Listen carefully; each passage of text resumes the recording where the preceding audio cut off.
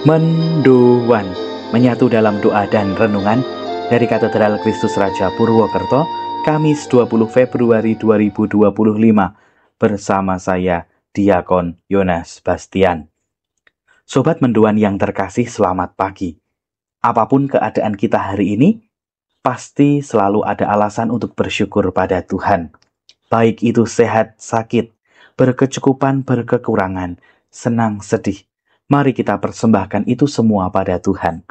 Tidak lupa, mari kita bekali perjalanan kita hari ini dengan merenungkan Injil Markus bab 8 ayat 27 sampai dengan 33.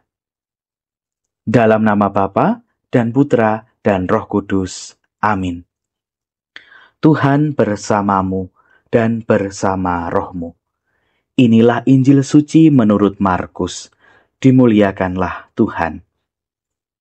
Pada suatu hari Yesus bersama murid-muridnya pergi ke kampung-kampung di sekitar Kaisaria Filipi. Di tengah jalan ia bertanya kepada murid-muridnya, "Kata orang, siapakah aku ini?" Para murid menjawab, "Ada yang mengatakan Yohanes Pembaptis, ada juga yang mengatakan Elia, ada pula yang mengatakan seorang dari para nabi." Yesus bertanya lagi kepada mereka, "Tetapi menurut kamu, siapakah aku ini?" Maka Petrus menjawab, "Engkaulah Mesias." Dan Yesus melarang mereka dengan keras, supaya jangan memberitahukan kepada siapapun tentang Dia. Kemudian mulailah Yesus mengajarkan kepada mereka bahwa Anak Manusia harus menanggung banyak penderitaan. Ia akan ditolak oleh para tua-tua, imam-imam kepala dan ahli-ahli Taurat, lalu dibunuh dan bangkit sesudah 3 hari. Hal ini dikatakannya dengan terus terang. Tetapi Petrus menarik Yesus ke samping dan menegurnya. Maka berpalinglah Yesus dan sambil memandang murid-muridnya ia memarahi Petrus, katanya, "Enyahlah iblis, sebab engkau bukan memikirkan apa yang dipikirkan Allah, melainkan apa yang dipikirkan manusia." Demikianlah sabda Tuhan, terpujilah Kristus. Saudara-saudari, hari ini Yesus bertanya sebanyak 2 kali pada para murid. Pertama, Yesus bertanya, "Kata orang, siapakah aku ini?" Para murid kemudian mengajukan beberapa jawaban.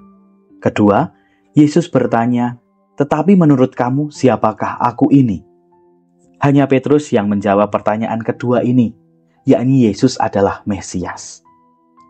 Setelah Yesus menerangkan konsekuensi yang dihadapinya sebagai Mesias, Petrus berusaha menegur Yesus. Namun Yesus berpaling dan justru memarahi Petrus. Tampaknya Yesus yang semula menganggap Petrus telah betul-betul mengenal Yesus secara mendalam dan paham betul mengenai kemesiasan Yesus, ternyata pemikirannya masih sangat manusiawi sehingga membuat Yesus marah. Dari kisah itu kita dapat merenungkan bahwa salah satu tanda kalau kita mengenal seseorang secara mendalam adalah mampu menyebutkan identitasnya. Tetapi ternyata itu pun belum cukup.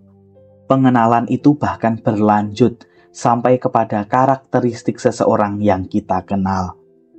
Pengenalan yang otentik adalah melalui pengalaman yang personal, yang mana pengalaman itu diperoleh hanya kalau kita benar-benar dekat dan memahami orang lain.